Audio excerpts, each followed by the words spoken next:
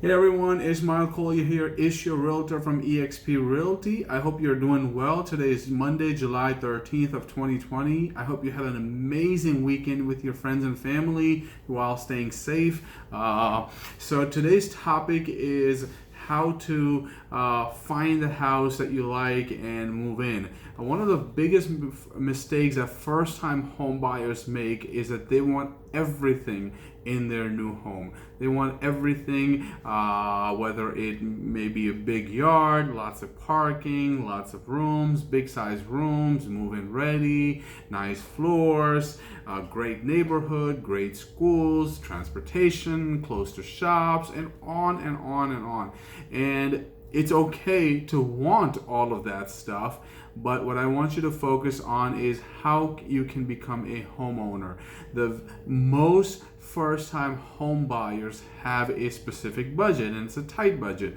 So most first-time home buyers are on a budget, and that budget is just not enough to get them everything they want, including that fireplace or the jacuzzi and on and on. So what you need to focus on is narrow your search or organize your search between wants and needs. What are some things that you need to have in your next home? Those are called non-negotiables. We're not going to negotiate on that. We've got a couple of kids. We need 3 bedrooms minimum. That's non-negotiable. Great. We want to be in a certain school district. We don't want to negotiate that. Fine. No problem. We must have 1 parking. Great. That's non-negotiable. We must have it. I understand.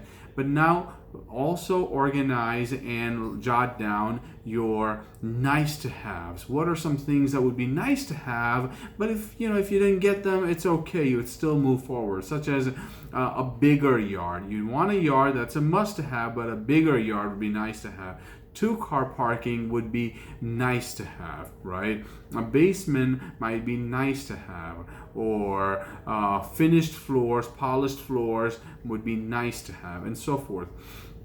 The key to remember here is that your first house is not your dream house. It's not going to have everything that you want. It's also not your last house. It's also not your forever house. You're not going to live in this house forever.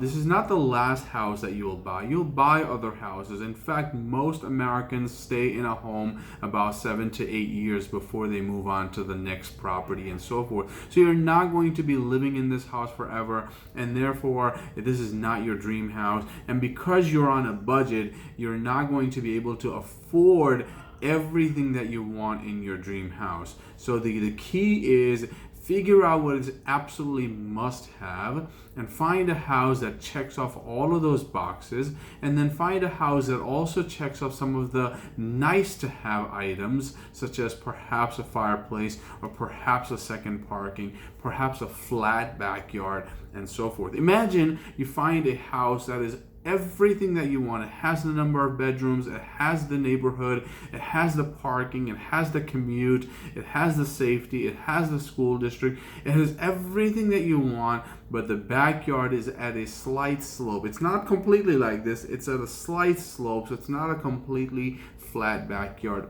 I would urge you and recommend that you move on that house, right? If that house is everything that you want and it is in the budget that you want, but it doesn't have that one thing that you don't like, such as maybe the backyard is at a small slope, move in, buy the house. You'll love the backyard. If you need to adjust it, you can adjust it, and so forth.